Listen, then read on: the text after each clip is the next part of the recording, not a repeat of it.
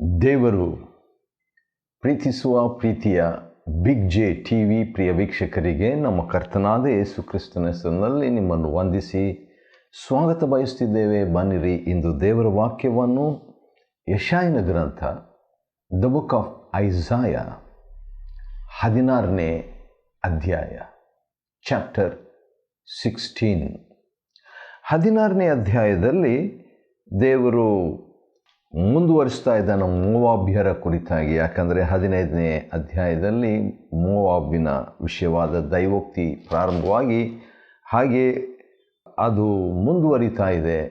16ನೇ ಅಧ್ಯಾಯದಲ್ಲಿ ದೇವರು ಈ 16ನೇ ಅಧ್ಯಾಯದಲ್ಲಿ ಪ್ರಾರಂಭದಲ್ಲಿ ಪ್ರವಾದಿಯಾದಂಥ ಯೆಶಾಯನ ಮುಖಾಂತರವಾಗಿ ಮೊದಲನೇ ಭಾಗ ಅಂದರೆ 1ರಿಂದ 5 ವಚನಗಳಲ್ಲಿ ಅವರು ಕರುಣೆ ತೋರಿಸುವಂಥ ರೀತಿಯಲ್ಲಿ ಮಾತನಾಡುವುದನ್ನು ನಾವು ಗಮನಿಸ್ತೇವೆ. ಮತ್ತು ಅವರು ತನ್ನ ಜನರ ವಿಷಯದಲ್ಲಿ ಕರುಣೆ ತೋರದಿದ್ದರೆ ಅವರಿಗೆ ನ್ಯಾಯ ತೀರ್ಪು ಖಂಡಿತ ಎಂಬುದಾಗಿ 6ನೇ ವಚನದಿಂದ 14ನೇ ವಚನದವರೆಗೆ ಇರುವಂಥ ವಾಕ್ಯ ಭಾಗದಲ್ಲಿ ದೇವರು ಸ್ಪಷ್ಟತೆಯನ್ನು ನೀಡುವಂಥದ್ದು ಪ್ರವಾದಿಯ ಮುಖಾಂತರ ಎಂಬುದಾಗಿ ದಾಖಲೆ. ಈ ರೀತಿಯಾಗಿರುವಾಗ ನನಗೆ ಒಂದು ವಾಕ್ಯ ಹೊಸ ಒಡಂಬಡಿಕೆಯಲ್ಲಿ ನೆನಪಿಗೆ ಬರುತ್ತಿದೆ. ಅದು ಯಾಕೋಬನು ಬರೆದ ಪತ್ರಿಕೆ ಮತ್ತು 2ನೇ ಅಧ್ಯಾಯದಲ್ಲಿ ಇರುವಂಥ ಒಂದು ವಾಕ್ಯ. ನೋಡೋಣ ಹೇಗಿದೆ, ಏನಿದೆ ಎಂಬುದಾಗಿ ಇದ್ದಕ್ಕೆ ಇದ್ದ ಹಾಗೆ ಅದನ್ನು ಸ್ಪಷ್ಟವಾಗಿ ಓದಿಕೊಳ್ಳೋಣ. 2ನೇ ಅಧ್ಯಾಯ ಯಾಕೋಬ ಮತ್ತು ಅದನ್ನು ನಾವು 13ನೇ ವಚನದಲ್ಲಿ ನೋಡ್ತೇವೆ. Book of James chapter 2 verse 13. ಕರುಣೆ ತೋರಿಸದೆ ಇರುವವನಿಗೆ ನ್ಯಾಯ ತೀರ್ಪಿನಲ್ಲಿ ಅಥವಾ ನ್ಯಾಯ ತೀರ್ಪಿನಲ್ಲಿ ಕರುಣೆಯು ತೋರಿಸಲ್ಪಡುವುದಿಲ್ಲ. ವಾವ್! ಹಾಗಾದರೆ ನ್ಯಾಯ ತೀರ್ಪಿನಲ್ಲಿ ಕರುಣೆಯ ಪಾತ್ರ, ಕರುಣೆಯ ಒಂದು ಭಾಗ, ಕರುಣೆಯ ಒಂದು ತೋರಿಕೆ ಇದೆ ಎಂಬುದಾಗಿ ನೋಡ್ತೇವೆ. ಮತ್ತು ಇದನ್ನು ದೇವರು ಹುದುವಾಗಿ ಹೇಳದೆ ವೈಯಕ್ತಿಕವಾಗಿ ಹೇಳಿದ್ದು ಆಶ್ಚರ್ಯ. ಅದು ನನಗೆ ಇಷ್ಟ. ಯಾಕಂದರೆ ಇಡೀ ಲೋಕಕ್ಕೆ ನಾವು ಈ ಮಾತು ಹೇಳದಿದ್ದರೂ ವೈಯಕ್ತಿಕವಾದ ರೀತಿಯಲ್ಲಿ ಅದನ್ನು ಪಾಲಿಸಿ ಇತರರಿಗೂ ಇಡೀ ಲೋಕಕ್ಕೆ ಕೂಡ ನಮ್ಮ ಸಾಕ್ಷಿಯಿಂದ ನಮ್ಮ ಅನುಭವದಿಂದ ಹೇಳ್ಬೋದಲ್ವೇ? ಸರಿ, ಇನ್ನೊಂದು ಸಾರಿ ಓದ್ತೇನೆ. ಯಾಕೋಬ 2:13. ಕರುಣೆ ತೋರಿಸದೇ ಇರುವವನಿಗೆ ನ್ಯಾಯ ತೀರ್ಪಿನಲ್ಲಿ ಅಥವಾ ನ್ಯಾಯ ತೀರ್ಮಾನದಲ್ಲಿ ಕರುಣೆಯು ತೋರಿಸಲ್ಪಡುವುದಿಲ್ಲ. ಯಾರು ತೋರಿಸಲ್ಪಡುವುದಿಲ್ಲ? ಖಂಡಿತವಾಗಿ ದೇವರೇ. ಮತ್ತು 2ನೇ ಭಾಗ ಭಾಳ ಶಕ್ತಿಯುತವಾದದ್ದು ಮತ್ತು ಆಶಾದಾಯಕವಾದದ್ದು ಮತ್ತು ಪ್ರವಾದನೀಯವಾದದ್ದು, ಪ್ರಕಟಣೆಯುಳ್ಳದ್ದು ಆಗಿದೆ. ಕರುಣೆಯು ನ್ಯಾಯ ತೀರ್ಮಾನವನ್ನು ಗೆದ್ದು ಹಿಗ್ಗುತ್ತದೆ. ಹಾಗಾದರೆ ಕರುಣೆ ತೋರಿಸಲ್ಪಡದಿದ್ದರೆ ಖಂಡಿತವಾಗಿ ನ್ಯಾಯ ತೀರ್ಪು ಅಂತ. ಅದನ್ನೇ ನಾವು 16ನೇ ಅಧ್ಯಾಯ ಯೆಶಾಯನಲ್ಲಿ ನಾವು ನೋಡ್ಕೊಳ್ತೇವೆ. ಯಾಕಂತ ಹೇಳಿದರೆ ದೇವರು ಅದರಲ್ಲಿ ಮೋವಾಬಿನ ಜನರಿಗೆ ಒಂದು ರೀತಿಯಿಂದ ಹೇಳಬೇಕಾದರೆ ದೇವರು ಯೆಹೂದ್ಯರಲ್ಲದವರಿಗೆ, ಇನ್ನೊಂದು ರೀತಿಯಿಂದ ಹೇಳಬೇಕಾದರೆ ದೇವರ ವಾಕ್ಯ ಇಲ್ಲದವರಿಗೆ, ದೇವರ ಆಲಯ ಇಲ್ಲದವರಿಗೆ, ದೇವರ ಪ್ರವಾದಿಗಳಿಲ್ಲದವರಿಗೆ, ಅಂಥ ಒಂದು ಜನಾಂಗಕ್ಕೆ, ಅಂಥವರಿಗೂ ಕರುಣೆಯನ್ನು ದೇವರು ಅಪೇಕ್ಷಿಸುವಂಥದ್ದು ಆಶ್ಚರ್ಯ. ಸರಿ, ಮುಂದುವರಿಸೋಣ. 16ನೇ ಅಧ್ಯಾಯ ಯೆಶಾಯನ ಗ್ರಂಥದಲ್ಲಿ ಇರುವಂಥ ಒಂದು ಮಾತು. ಸರಿ, 16ನೇ ಅಧ್ಯಾಯದ 1ನೇ ವಚನದಲ್ಲಿ ಸೆಲದಿಂದ ಚಿಯೋನ್ ನಗರಿಯ ಪರ್ವತಕ್ಕೆ ಕಳುಹಿಸಿರಿ, ಅಂದರೆ ಕಪ್ಪವನ್ನು ಆ ರೀತಿಯಾಗಿ ಮಾಡಬೇಕಂತ ಹೇಳ್ಬಿಟ್ಟು. ಮತ್ತು ಸೆಲ ಅಂತ ಹೇಳುವಾಗ ಬಂಡೆ ಅಥವಾ ಕೋಟೆ ಆ ರೀತಿಯಾಗಿರುವಂಥ ಒಂದು ಸ್ಥಳ. ಮತ್ತು ಅರ್ನೋನ್ ನದಿಯ ಎಂಬುದಾಗಿ ಹೇಳುವಾಗ ಅದು ಬಲವಾದಂಥ ಶಬ್ದ ಮಾಡುವಂಥ ನದಿ ಎಂಬುದಾಗಿ ಅದರ ಅರ್ಥ. ಮತ್ತು ಮೋವಾಬಿನ ಊರುಗಳವರು, ಯಾಕಂದರೆ ಇದು ಮೋವಾಬಿಗೆ ಸಂಬಂಧಪಟ್ಟಂಥ ಒಂದು ಪ್ರವಾದನೆ. ಅವರು ಅಲೆಯುವ ಪಕ್ಷಿಗಳಂತೆಯೂ ಗೂಡಿನಿಂದ ಚದರಿದ ಮರಿಗಳ ಹಾಗೂ ಆಗುವರು. ಒಂದು ನ್ಯಾಯ ತೀರ್ಪು ದೇವರು ಹೇಳಿಬಿಟ್ಟು, ಆದ ಕಾರಣ 3ನೇ ವಚನದಲ್ಲಿ ಒಳ್ಳೆಯ ಮಾತನ್ನು ದೇವರು ಹೇಳ್ತಾರೆ. ಆಲೋಚನೆ ಹೇಳಿರಿ, ತೀರ್ಮಾನಿಸಿರಿ. ಹೌದು, ಪ್ರವಾದಿ ಕೂಡ ಈ ಒಂದು ಮಾತನ್ನು ಅವರಿಗೆ ಹೇಳಿದಾಗ ಭಾಳ ಆಶ್ಚರ್ಯ. ಯಾಕಂದರೆ ನ್ಯಾಯ ತೀರ್ಪು ಕಾರಣ ಇಲ್ಲದೆ ಮಾತಿಲ್ಲದೆ ಬರಬೇಕಾದ್ರೆ ಇಲ್ಲಿ ಒಂದು ವಿಶೇಷವಾದಂಥ ವ್ಯತ್ಯಾಸವನ್ನು ನಾವು ನೋಡ್ತೇವೆ. ಯಾಕಂತ ಹೇಳಿದರೆ ದೇವರು ಆಲೋಚನೆ ಹೇಳಿರಿ ಮತ್ತು ತೀರ್ಮಾನಿಸಿರಿ ಎಂಬಂಥ ಒಂದು ಆಯ್ಕೆಯನ್ನು ಹೇಳ್ತಾ ಇರುವಂಥದ್ದನ್ನು ನೋಡ್ತೇವೆ. ಮತ್ತು ಇವರಿಗೂ ಹೌದು, ಮೋವಾಬ್ಯರಿಗೂ ಕೂಡ ಒಂದು ಸಲಹೆ ದೇವರು ಕೊಡ್ತಾ ಇರುವಂಥದ್ದು. ಯಾವ ರೀತಿ? ಅಲೆಯುವವರನ್ನು ಬಯಲಿಗೆ ತರಬೇಡ್ರಿ. ಅನಂತರ ನಮ್ಮ ದೇಶದಿಂದ ವಲಸೆ ಹೋದವರು ನಿಮ್ಮಲ್ಲಿ ವಾಸಿಸಲಿ. ನೋಡ್ರಿ, ನಮ್ಮ ನವೀನ ಭಾಷೆಯಲ್ಲಿ ಹೇಳಬೇಕಾದ್ರೆ ಸ್ವಲ್ಪ ಅಡ್ಜಸ್ಟ್ ಮಾಡಿಕೊಡ್ರಿ, ಸ್ವಲ್ಪ ಹೊಂದಿ ಹೋಗ್ರಿ, ಸ್ವಲ್ಪ ಬಿಟ್ಕೊಡ್ರಿ ಎಂಬಂಥ ಮಾತನ್ನು ಪ್ರವಾದಿ ಈ ಮೋವಾಬ್ಯರಿಗೆ, ವಿರೋಧಿಗಳಿಗೆ ಅಂತ ಹೇಳ್ಬೋದು, ಹೇಳ್ತಿದ್ದಾನೆ ತನ್ನ ಜನರ ಪರವಾಗಿ. ಮೋವಾಬ್ಯರು ಬಲಾತ್ಕಾರಿಗಳಿಗೆ ವಶವಾಗದ ಹಾಗೆ ಆಶ್ರಯವಾಗಿರಿ ಎಂಬಂಥ ಮಾತು ಕೂಡ ಹೇಳಿಬಿಟ್ಟು 5ನೇ ವಚನ ಭಾಳ ವಿಚಿತ್ರವಾದಂಥ ಒಂದು ವಚನ. ಯಾಕಂದರೆ ಮೋವಾಬ್ಯರಿಗೆ ಮಾತಾಡ್ತಾ ಅಲ್ಲಿ ಒಂದು ಪ್ರವಾದನೆ, ವೈರಿ ಹತ್ರ ಮಾತಾಡ್ತಾ ಅಲ್ಲಿ ಒಂದು ಬೆಳಕು, ವೈರಿಯ ಬಗ್ಗೆ ಮಾತಾಡ್ತಾ ಮೆಸ್ಸಿಯನ ಬಗ್ಗೆ ನೋಡೋಣ ಬನ್ನಿರಿ. ಯೆಶಾಯನ ಗ್ರಂಥ ದ ಬುಕ್ ಆಫ್ ಐಸಾಯ 16:5 ಈ ರೀತಿಯಾಗಿದೆ. ಇದಲ್ಲದೆ ಸಿಂಹಾಸನವು ಕೃಪಾಧಾರದ ಮೇಲೆ ಸ್ಥಾಪಿತವಾಗಿದೆ. ವಾವ್!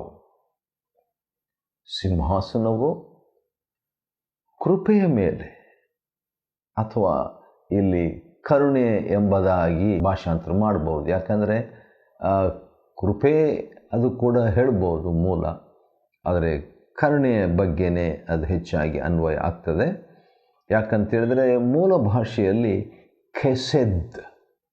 ಖೆಸೆದ್ ಎಂಬ ಪದ ಬಳಸಲಾಗಿದೆ. ಅದರ ಅರ್ಥ ಏನಂದರೆ ದಯೆ, ಮೆಚ್ಚುಗೆ, ಸೌಂದರ್ಯ, ಕರುಣೆ ಇತ್ಯಾದಿ.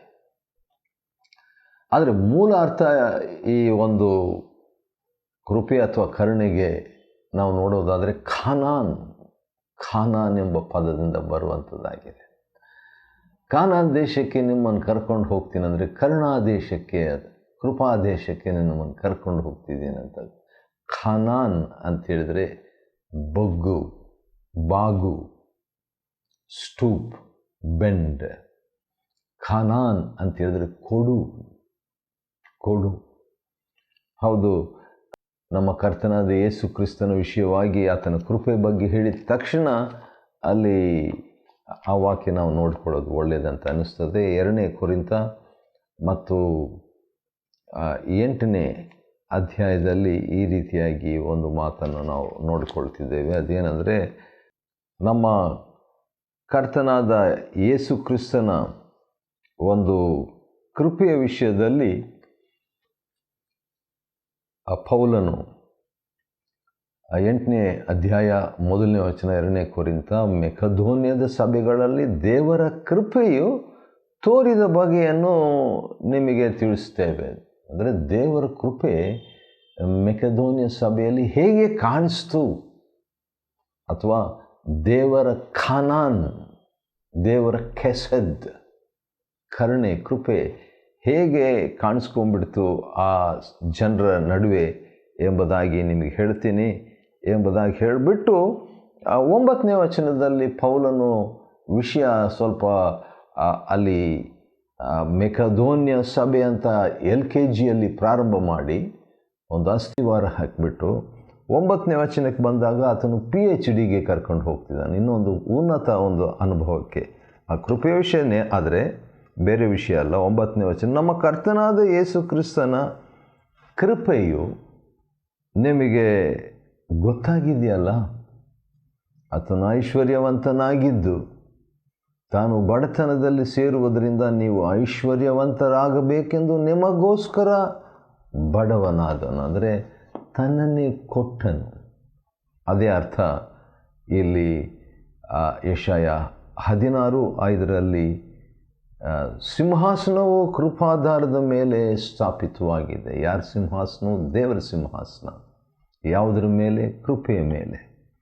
ಮತ್ತು ರಾಜ್ಯಭಾರ ಪ್ರವೀಣನು ಯಾರು? ನಮ್ಮ ಕರ್ತನಾದ ಯೇಸು ಕ್ರಿಸ್ತನು. ಧರ್ಮಾಸಕ್ತನು ಯಾರು? ನಮ್ಮ ಕರ್ತನಾದ ಯೇಸು ಕ್ರಿಸ್ತನು. ನ್ಯಾಯ ನಿಪುಣನು ಯಾರು? ನಮ್ಮ ಕರ್ತನಾದ ಯೇಸು ಕ್ರಿಸ್ತನ ವಿಷಯವಾದ ಪ್ರವಾದನೆಯದು. ಮತ್ತು ದಾವೀದನ ಗುಡಾರದಲ್ಲಿನ ಆ ಸಿಂಹಾಸನದ ಮೇಲೆ ಸತ್ಯಪರನಾಗಿ ಕುಳಿತಿದ್ದಾನೆ. ವಾವ್!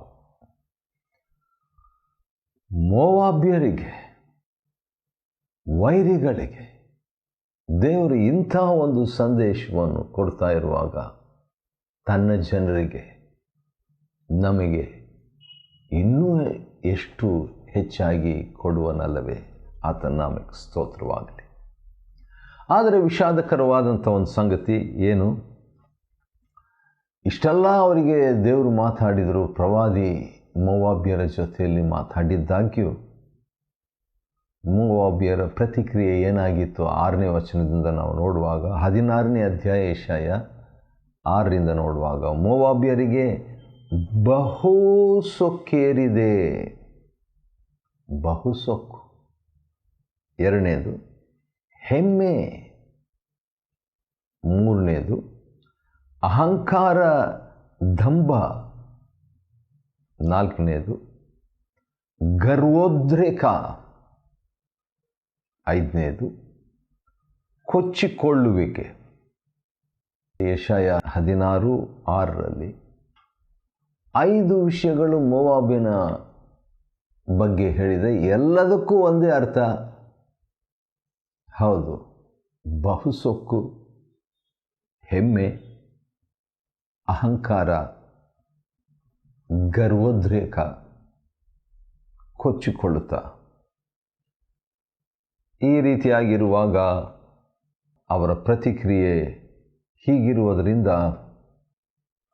ದೇವರ ಪ್ರತಿಕ್ರಿಯೆ ಏನಾಗಿರಬೇಕು ನಾವೇ ಊಹಿಸಿಕೊಳ್ಳಬಹುದು. ಹೌದು, ದೇವರು ಮೊದಲು ನಮ್ಮ ಜೊತೆಯಲ್ಲಿ ಕೂಡ ಕರುಣೆಯಿಂದ ಮಾತಾಡ್ತಾನೆ, ಸಮಾಲೋಚನೆ ಕೊಡ್ತಾನೆ, ನಮ್ಮ ಹತ್ರ ಮಾತಾಡ್ತಾನೆ. ಅದಾದ ನಂತರ ಅದನ್ನು ನಾವು ತಕ್ಕೊಳ್ಳಿಲ್ಲ ಅಂತ ಹೇಳಿದ್ರೆ ದೇವರು ನ್ಯಾಯ ತೀರ್ಮಾನವನ್ನು ಅಥವಾ ನ್ಯಾಯ ತೀರ್ಪನ್ನು ಮಾಡಬೇಕಾಗ್ತದೆ. ಕರುಣೆ, ನ್ಯಾಯ ತೀರ್ಪು, ಇವುಗಳ ನಡುವೆ ಇರುವಂಥದ್ದು ಏನಂತ ಹೇಳಿದರೆ ದೀನತ್ವನ, ಗರ್ವನಾಥ. ದೀನತ್ವ ಇದ್ದರೆ ಆ ಕರುಣೆಯನ್ನು ಸ್ವೀಕಾರ ಮಾಡ್ತದೆ. ಗರ್ವ ಇದ್ದರೆ ನ್ಯಾಯ ತೀರ್ಪನ್ನು ಹೊಂದುತ್ತದೆ. ಇದು ನನ್ನ ಕಥೆ, ನಮ್ಮ ಕಥೆ, ಅಂದರೆ ನಮಗೆ ಅನ್ವಯ ಇದು. ಯಾಕಂದರೆ ದೇವರು ಪಕ್ಷಪಾತಿ ಅಲ್ಲ. ಆದುದರಿಂದ ದೇವರು ಆ ಕಾರ್ಯವನ್ನು ಮಾಡುವ ಹಂಗಿನಲ್ಲಿ ಇರುವಂಥದ್ದನ್ನು ಗಮನಿಸಬೇಕು. ಒಂದು ವಾಕ್ಯ ನನಗೆ ನೆನಪಿಗೆ ಬರುತ್ತಿದೆ. ನೋಡೋಣ. ಅಪೊಸ್ತಲ ಕೃತ್ಯ 10ನೇ ಅಧ್ಯಾಯದಲ್ಲಿರುವಂಥ ಒಂದು ವಾಕ್ಯವನ್ನು. 10ನೇ ಅಧ್ಯಾಯ, the book of acts, chapter 10 verse 34. ಅದರಲ್ಲಿ ಹೀಗಿದೆ. ಅದೇನೆಂದರೆ, ದೇವರು ಪಕ್ಷಪಾತಿ ಅಲ್ಲ. ದೇವರು ಪಕ್ಷಪಾತಿ ಅಲ್ಲ. ಹೌದು, ಯಾವ ಜನರಲ್ಲಿ ಆದರೂ ದೇವರಿಗೆ ಭಯಪಟ್ಟು ನೀತಿಯನ್ನು ನಡೆಸೋರು ಆತನಿಗೆ ಮೆಚ್ಚಿಗೆ. ಆತನಿಗೆ ಮೆಚ್ಚಿಗೆ ಭಾಳ ದೊಡ್ಡ ಮಾತದು. ಅಪೊಸ್ತಲ ಕೃತ್ಯ 10:34 ಒಂದು ಮಾತು. ಸರಿ, ಮುಂದುವರಿಸೋಣ. ಯೆಶಾಯನ ಗ್ರಂಥ 16ನೇ ಅಧ್ಯಾಯದಲ್ಲಿ ಮೋವಾಬಿನ ವಿಷಯವಾಗಿ ದೇವರು ಈ ರೀತಿಯಾಗಿ ಒಂದು ಕಾರ್ಯವನ್ನು ಮಾಡುವಂಥದ್ದನ್ನು ನಾವು ಗಮನಿಸ್ತೇವೆ. ಹೌದು, ಇಲ್ಲಿ ಕೆಲವು ಸ್ಥಳದ ಹೆಸರುಗಳನ್ನು ನಾವು ನೋಡ್ಬೋದು. ಅದೇನೆಂದರೆ ಕೀರ್, ಅರೇಷೆತ್, ಹೆಷ್ಬೋನ್, ಸಿಬ್ಮಾ ಎಂಬಂಥ ಹೆಸರುಗಳು. ಯಾಕಂದರೆ ಮೋವಾಬ್ನಲ್ಲಿ ಇರುವಂಥ ಈ ಹೆಸರುಗಳು. ಮತ್ತು ಕೀರ್ ಅರೇಷಿತ್ ಅಂತ ಹೇಳಿ ನೋಡೋದಾದರೆ 7ನೇ ವಚನ 16:7. ಕೀರ್ ಅಂತ ಹೇಳಿದರೆ ಒಂದು ಕೋಟೆ. ಅರೇಷಿತ್ ಅಂತ ಹೇಳುವಾಗ ಆದಿಕಾಂಡ 1ರಲ್ಲಿ ಬೆರಷಿತ್ ಅದೇ ಪದ ಇಲ್ಲಿ ಕೂಡ ಬಳಸಲಾಗಿದೆ. ಅಂದರೆ ದೇವರು ಆದಿಯಲ್ಲಿ ಭೂಮಿ, ಆಕಾಶವನ್ನು, ಭೂಮಿ, ಅದೇ ರೀತಿಯಾಗಿ ಇಲ್ಲಿ ಕೂಡ ಭೂಮಿ ಅಂತ ಹೇಳಿದ್ರೆ ಮಣ್ಣು, ಮಣ್ಣಿನ ಕೋಟೆ ಎಂಬಂಥ ಹೆಸರಿರುವಂಥ ಈ ಸ್ಥಳ ಅದು ಹಾಳಾಯ್ತಲ್ಲ ಎಂಬಂಥ ಒಂದು ಪ್ರವಾದನೆ. ಹೆಷ್ಬೋನಿನ ಭೂಮಿಯು, ಹೆಷ್ಬೋನ್ ಅಂತ ಹೇಳಿದರೆ ಅದು ಬುದ್ಧಿವಂತಿಕೆಯ ಒಂದು ಸ್ಥಳ. ಅಂಥ ಸ್ಥಳ ಕೂಡ ದೇವರ ತೀರ್ಪಿಗೆ ಒಳಪಟ್ಟಿತು.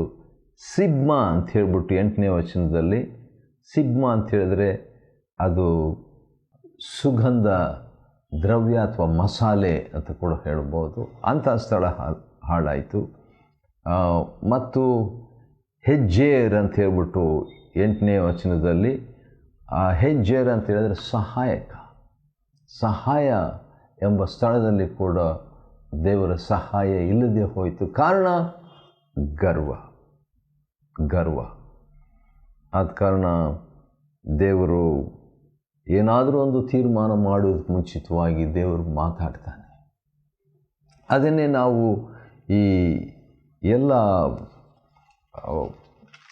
ಬೇರೆ ಬೇರೆ ಜನಾಂಗಗಳ ವಿಷಯವಾಗಿ ಅಥವಾ ದೇಶಗಳ, ವಿವಿಧ ದೇಶಗಳಂದರೆ ಇಸ್ರಾಯೇಲ್ ಅಲ್ಲದ ದೇಶಗಳಿಗೆ ದೇವರು ಯೆಶಾಯ 13:22 ವಚನಗಳವರೆಗೆ ಇರುವಂಥ ವಾಕ್ಯ ಭಾಗದಲ್ಲಿ ನಾವು ನೋಡಿಕೊಳ್ಳುವಾಗ ದೇವರು ಹೌದು ನಿಶ್ಚಯವಾಗಿ ಆತನು ತೀರ್ಪು ಮಾಡುವ ಮುಂಚೆ ಮಾತನಾಡುವ ದೇವರಾಗಿದ್ದಾನೆ ಎಂಬುದಾಗಿ ನೋಡ್ತೇವೆ. ಇದನ್ನೇ ನಾವು ಆದಿಕಾಂಡದಿಂದ ನೋಡಿಕೊಳ್ತೇವೆ. ಯಾಕಂತೇಳಿದರೆ ಕಾಯಿನಿನ ವಿಷಯವಾಗಿ ನೋಡುವಾಗ 4ನೇ ಅಧ್ಯಾಯ 7ನೇ ವಚನದಲ್ಲಿ ಕಾಯಿನಿಗೆ ದೇವರು ಹೇಳ್ತಾರೆ, ಪಾಪವು ನಿನ್ನನ್ನು ಹಿಡಿಯಬೇಕೆಂದು ಬಾಗಿಲಲ್ಲಿ ಹೊಂಚಿಕೊಂಡಿರುವುದು, ಆದ ಕಾರಣ ನೀನು ಅದನ್ನು ವಶಪಡಿಸಿಕೊಳ್ಳಬೇಕು ಅಂತ. ಯೆಶಾಯನ ಗ್ರಂಥ 16ನೇ ಅಧ್ಯಾಯವನ್ನು ಅಧ್ಯಯನ ಮಾಡಿಕೊಳ್ಳುವಂತೆ ದೇವರು ಕೊಟ್ಟ ಕೃಪೆಗಾಗಿ ಆತನಿಗೆ ಸ್ತೋತ್ರವಾಗಲಿ. ದೇವರು ನಿಮ್ಮನ್ನು ಆಶೀರ್ವದಿಸಲಿ.